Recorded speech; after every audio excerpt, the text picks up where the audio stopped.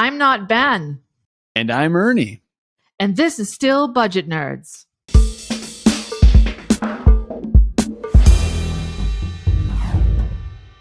What was all in your mind? You are not alone. No, you are not. Nerds, welcome back to the show. And yes, Ben is not here, but this is still Budget Nerds. I'm with Erin. Erin is our lead educator here at YNAB. And right now, Ben is on paternity leave. So Ben and his wife, Caitlin, just had their fourth child, So Gilbert. cute. Healthy baby boy. And so he's at home changing poopy diapers and doing all that fun dad stuff. So over the next few episodes, I'm going to be bringing on some guests, interviewing them. And our first one is Erin. So Erin, I'll let you introduce yourself here. Yeah, thanks for having me. I'm super excited. I feel like I finally reached full nerd status. You know, I hope I can make Ben proud of me.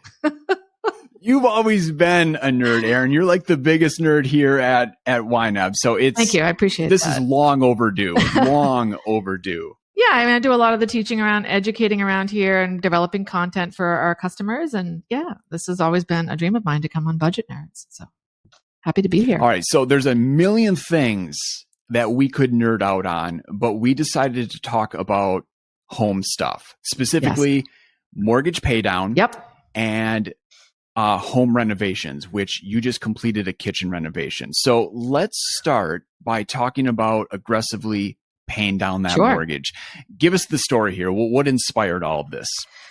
I'm tired of having a mortgage. That's the one part of it. But I bought this house in the summer of 2019, and it is a 232-year-old antique cape.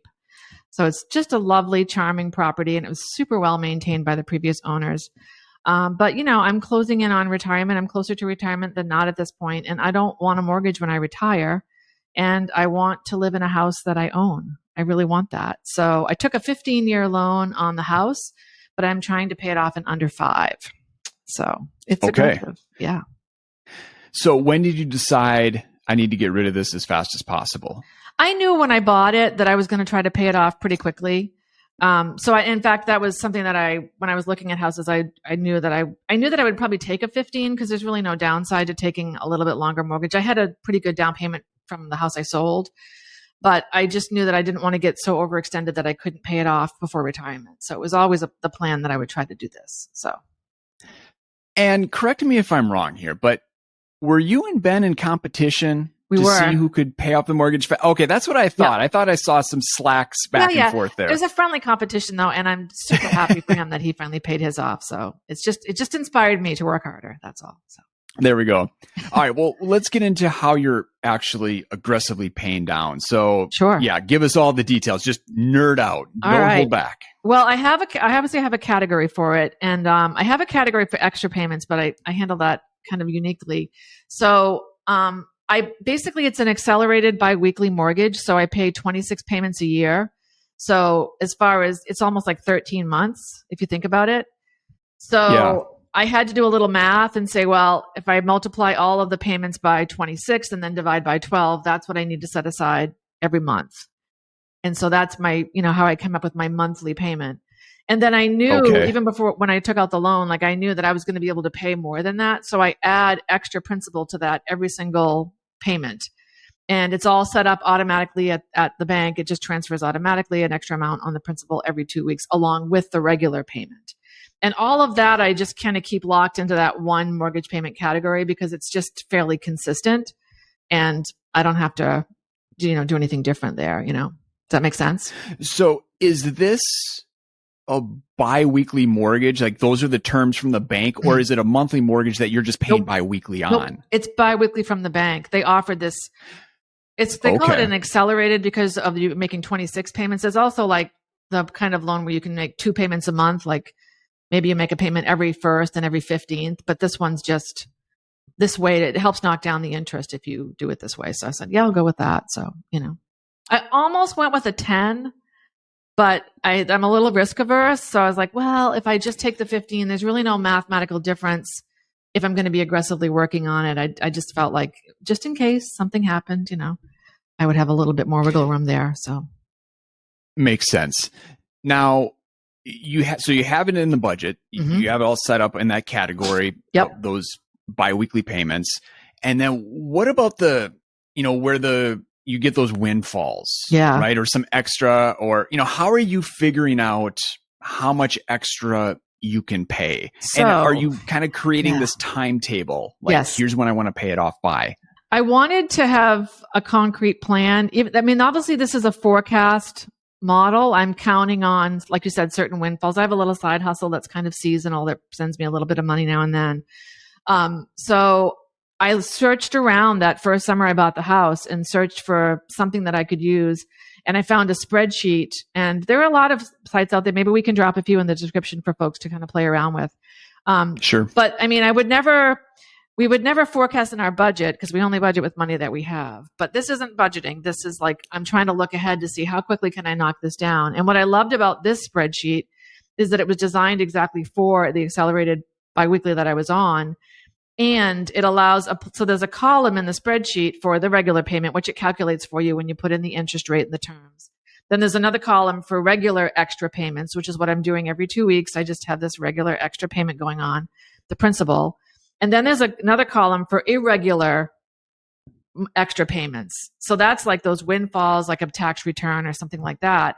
And so I'm like, well, I kind of know my income is variable because of the side hustle, but I kind of have a sense of what I bring in. So I basically was like, well, it lets you run down the numbers. Like you can play out the whole spreadsheet. And as you add money, it like the payoff date changes.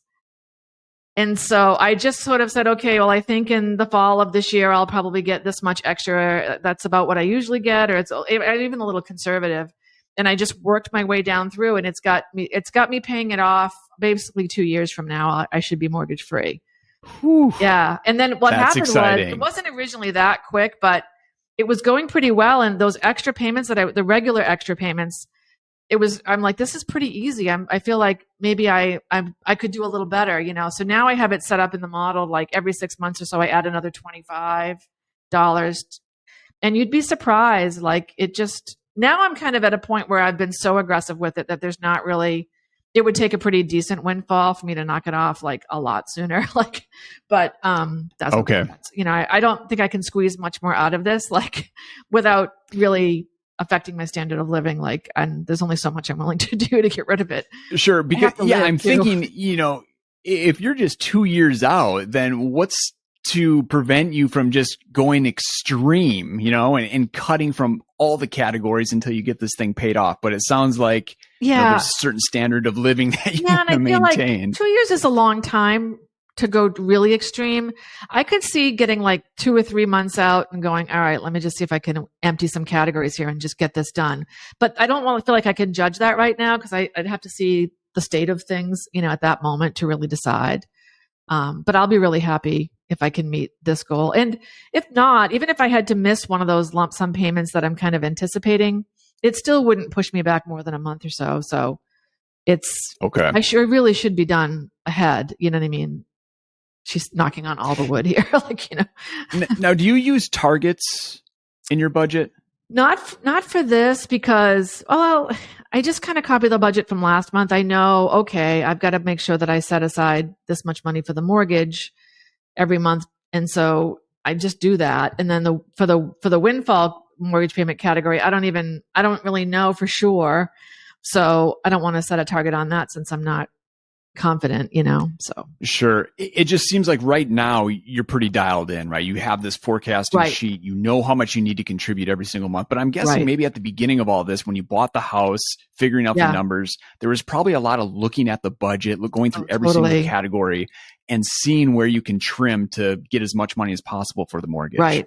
And that's always what it is. It always comes back to priorities. And it's always like, well, now I'm at a point where the closer you get, the more motivated you get. I think you can say, well, do I want to buy this thing or would I rather put more money on the mortgage? So it's always a trade-off there. And I'm I think I've reached peak intensity here and I don't think I'll do anything more intense, but, we'll have to just kind of see what life throws at me in the next couple of years, so. Well, that's a great transition talking about priorities because you just completed a big kitchen reno. Yeah. And so somewhere along the lines, you had to decide to pump the brakes at least a little bit on, aggressive mortgage pay down and start saving for the kitchen. So walk us through this process. The house had a really charming kitchen when I bought it, very aesthetically charming, but I thought when I bought it, the way the layout was, I'm like, this is either going to work for me or it's not. They talk a lot about the kitchen triangle. You want sink, stove, and prep really close together. And it wasn't like that here. And it turns out that I was really missing it. I will say to anybody thinking about a big renovation, like, I really believe that you should just like live in the house for a while, because it's easy to have all these big ideas and dreams, but until you know how you work in the house, how you move through the house, how you function, I think now after a year, I was like, okay, I really think that I'd like to do the kitchen over. And then it became like this like period of time of thinking like, well, should I wait until the mortgage is paid off? And then I was like, well, I have to live in the house now. Like, I might as well enjoy the kitchen while I'm here. And I didn't really change my forecast model a lot because, like I said, it wasn't at the time I got really serious about the kitchen. I hadn't gone super, super aggressive. I still had some wiggle room in my budget, and I had started saving. I knew the kitchen was probably going to happen. So I had a category for the kitchen when I got the mortgage. And my side hustle, I don't want to get too much into this because I don't want to seem like I'm promoting anything here, but like, it's a subscription service to schools. And it's like a remote learning tool. And so when the pandemic hit, I had actually a pretty good year that first year because a lot of people were looking for tools. And so that's what gave me an extra influx of cash that I was able to say, well, maybe it's okay to do the kitchen right now. It's sort of resettled now because people are like, I don't want to do anything remote right now. So that's fine. And that's fine. But so that was really a blessing, I guess, of the pandemic, that I was able to say, wow, I've got a little extra here. Maybe now's the time to just bite the bullet and get the kitchen done. Because I do think it's all, you can run the math and go, because I'm going to save, like, I was looking at it this morning before we got on the call, like, by paying off the mortgage this way, I'm going to save about $36,000 in interest. Wow. And that's money that I would have paid. So it's real money. Like, there's a real numbers component to it. But at the same time, I'm also just living here. Like, this is my life. And I like to cook, and I really wanted a different workflow in the kitchen. So now that it's done, I don't regret it. It's always stressful when you go through a big reno, but now that it's over, I feel really good about it. So. All right. Well, you've learned a ton going through all of this. I know there's numerous folks listening that are thinking about a home reno. So why don't you take us through the budget? How did you pull this all off? I started with like a single category, and I just said, okay, we'll just see if I can accumulate some money in there. And that's worth mentioning, Ernie. I feel like there have been times in my life since I've been budgeting where I thought I wanted something. And if you're not sure, adding a category is a great way to test it, I think, because I'll just give you an example. Like, my last house had a wood stove in the kitchen, and I thought, I want an antique Glenwood grandma stoves. I want one of those. And I was like, I can get this for myself because I know what to do. I know how to budget. So I made a little line for the antique cook stove, and 6 months went by, and I was looking at the budget one day, and I looked down to that category, and there was like $53 in there. And I was like, oh, I'm not putting any money toward my cook stove. Oh, I've got to fix that. And I went through the budget. I was like, where can I move money? And I was like, no, not there. No, that's not no. And then I sort of had this moment where I was like, maybe that was kind of like an impulse moment, and maybe I don't really care that much. I mean, all these other things are more important. And so I moved the money and I deleted the category. But I would say, like, if it's important to you, the category will attract money. That is a great point. I remember at our old house, it was a single car garage, so really small driveway. And I wanted nothing more than to put a basketball hoop in. It couldn't work. So I was thinking, let's put a concrete slab in the backyard. Then we can throw a hoop on there. Right. And I made a category in the budget, never funded it even a cent. Right.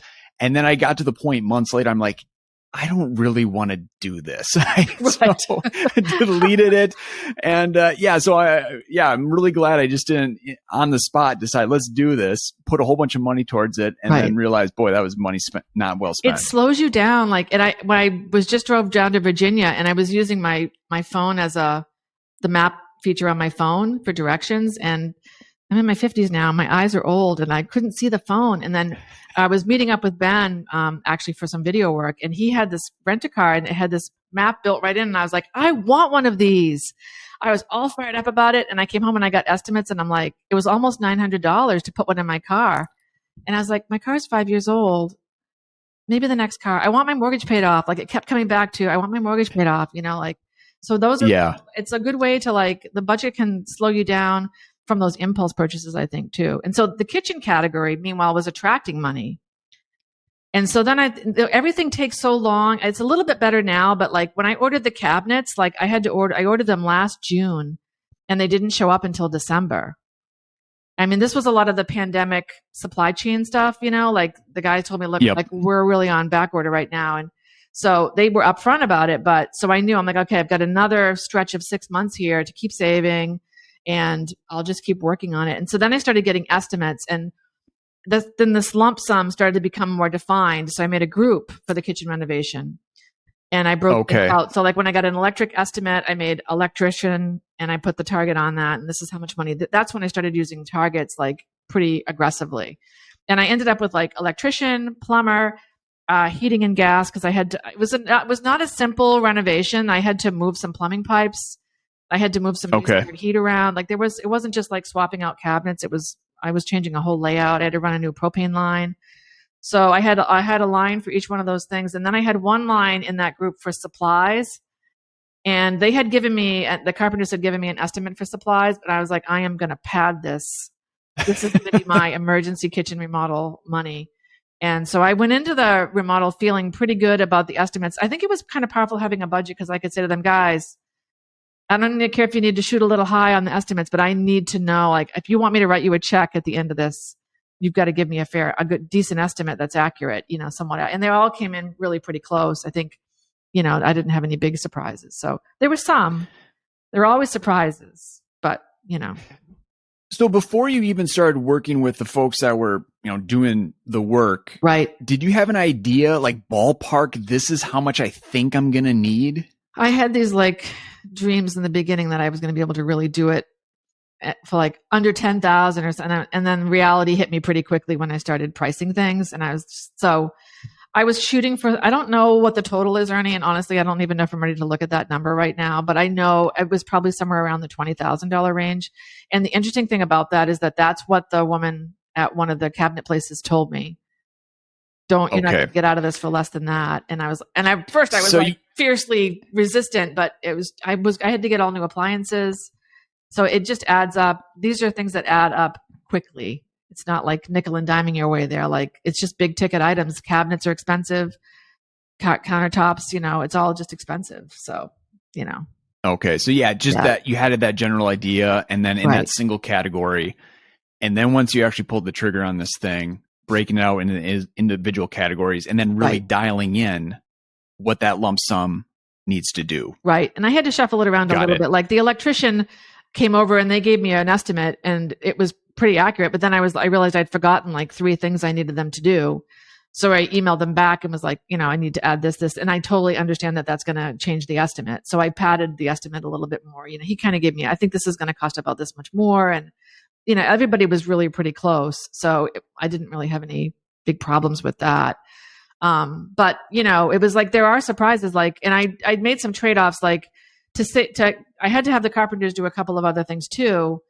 And because of that, I did the demo myself. My sister and my brother-in-law came over and helped me knock everything out. So, but it was at that point, we pulled everything out. Anybody who thinks you're going to go through a kitchen reno or any kind of big thing like this and not have a surprise, I thought I was all the way. I'm like, everything looks good. The walls look good. And then we pulled the cabinets away from where the sink had been and everything, the wall behind there just kind of crumbled under the window. And the electrician was in the next day to run some wires. He's like, you're not going to save this wall.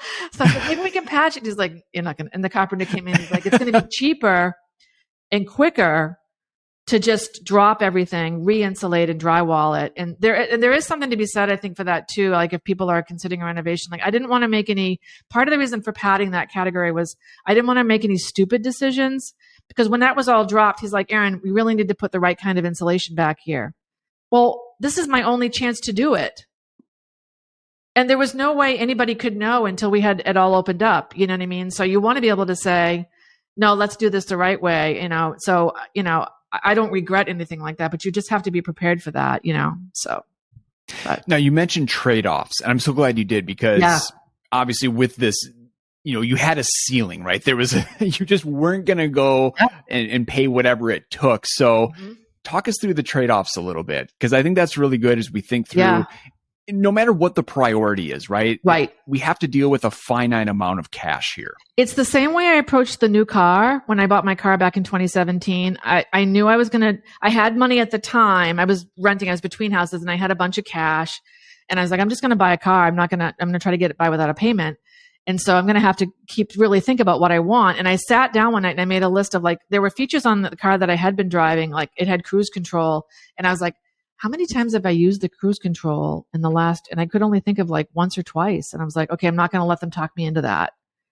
And so I had 3 things I really wanted. And I had that. And every time they were like, well, this one, I'm like, I don't want that. I don't care about that. I just need these 3 things. And that kept me really grounded, doing that thinking before you get into the emotional spending.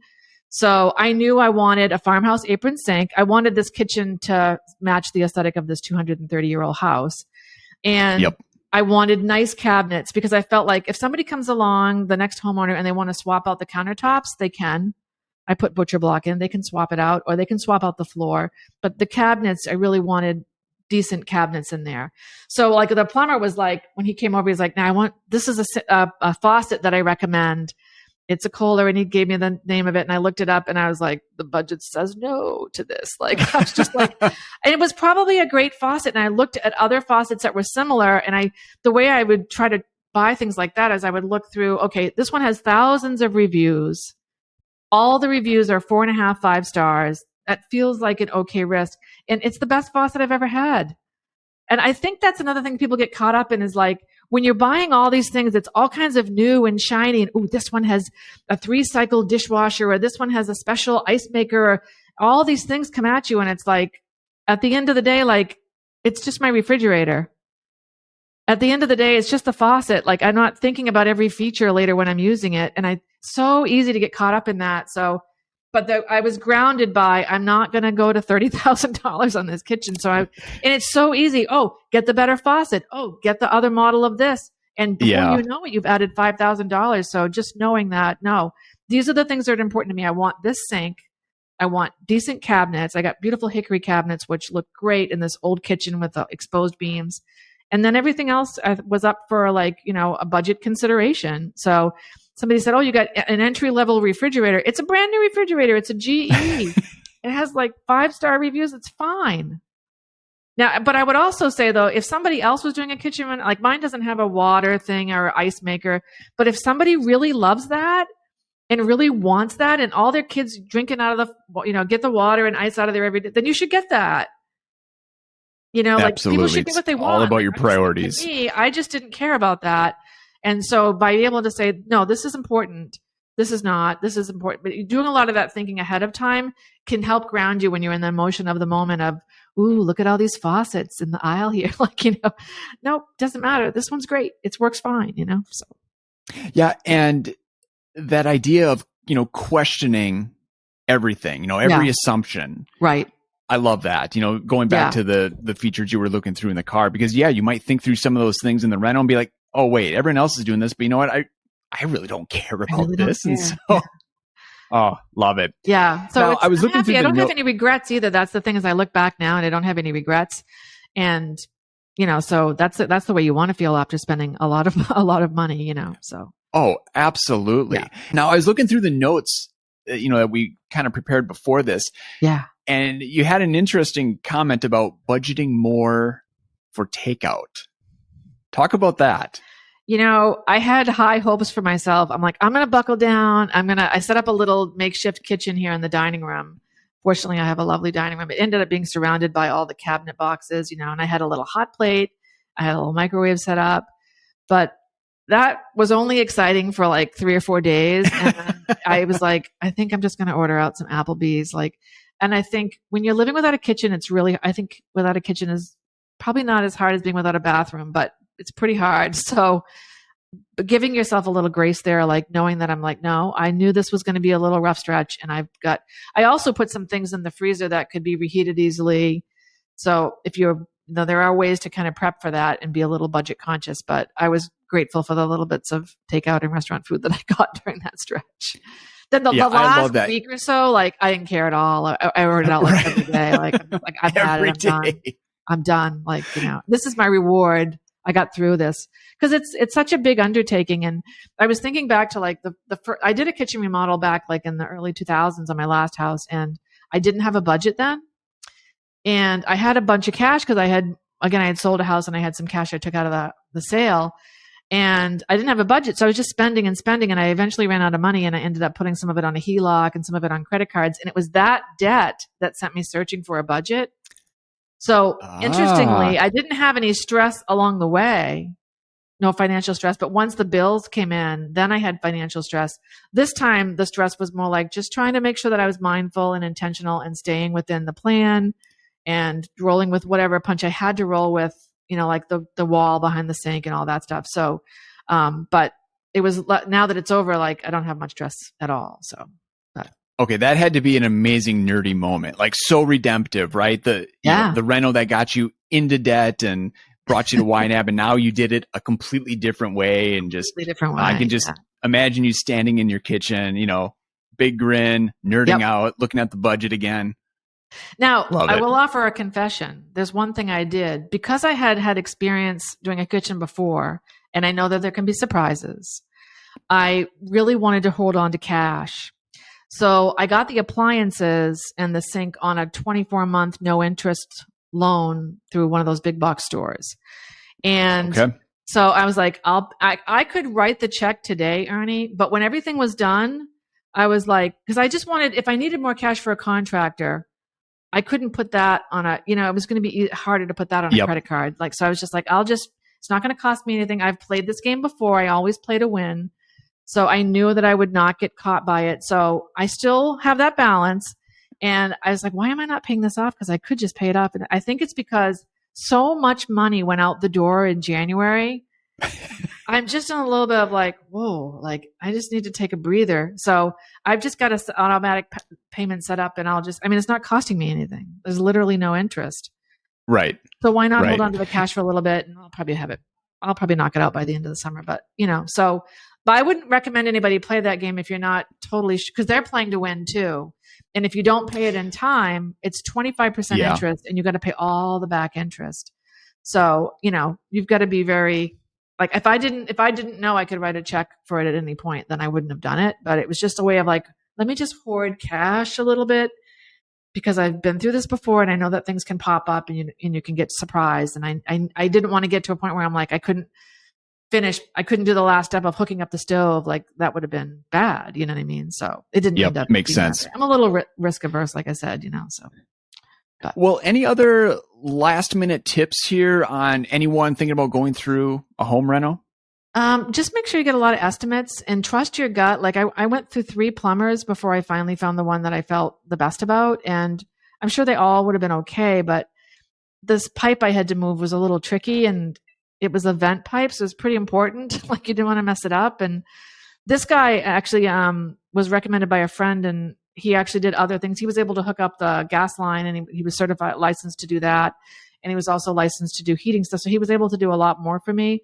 But if I hadn't kept, I don't feel quite right about this. I'm not quite sure I've got the right plumber yet. Like if I hadn't kept after that, then it might have been a different result. You know what I mean? So, so that's the biggest thing is just, it's good to get a bunch of estimates because you get one, there's a thing. And I think one of them did do this. Like there is a thing about like, sometimes they might bid high because they don't really want the job. And they're hoping, well, if I bid high, maybe she won't, but if I have to do it, I'll take these. And that's fine. They get to do whatever they want, but, just look around and get some good contractors. So ask a lot of questions too. Like anybody should be willing to answer any question. If they're hesitant or they're non-responsive, like the guy that you have to call 7 times to get a call back from, that's not the guy to hire. So, nope. Anyway. Awesome. Well, I really appreciate having this conversation, Erin. I know Christy and I are thinking about doing a bathroom reno here within the next year or two. So I'm sure I'll just be constantly asking you questions in Slack and getting all the details there. I feel like there's quite a few people doing big renos right now on the team too. So you can probably well, that's what the Home and Garden channel is for. We get to share all of our highlights there and lowlights too, I guess. Awesome. All right. Well, at the end of every Budget Nerds, Ben and I do a segment called YNAB Wins where we just celebrate, different victories that fellow YNABers have. So you want to do a few with me? Absolutely. Let me get my glasses on so I can read.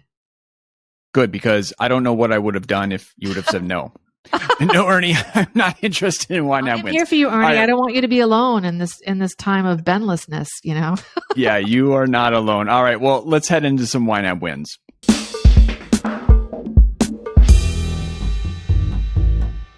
Who is all on your mind? All right, well, I'll start us off with the first win here. This is from Gabby. YNAB win. I just got under contract, yay, and they asked me to detail every single non-payroll deposit on my account. There were quite a few, but I was like, no problem at all. I'll get those to you in 15 minutes. I love that. Can't imagine what someone without YNAB would have done. Yeah, the anxiety of how am I ever going to track down all of those non-payroll deposits? And Gabby's just like, boom, a couple clicks, I got everything, export it. Here you go, 15 minutes later. And that's exactly what happens when I do my taxes. Can you tell me how much you donated in charitable? I can look it up just like that. So that's awesome, Gabby. Good for you. All right, this one's from Nicole. YNAB win.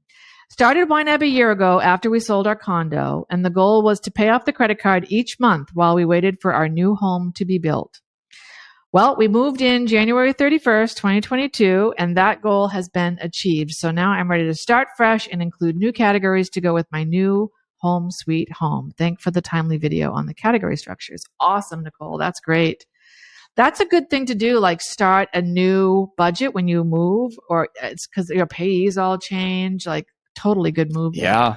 Those new categories, especially with the new home. I remember when we moved, there were new expenses that needed to be dealt with. So awesome. Well, congratulations, Nicole, on the new home. That's super excited, and enjoy those new home category in the budget as well. Awesome.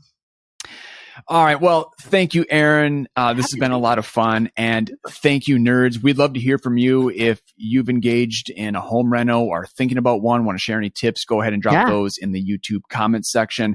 Otherwise, if you want to, pipe in about mortgage payoff, if maybe you're aggressively paying off your mortgage, we'd love to hear about that as well. And of course, if you have any YNAB wins, please share those in the comments as well.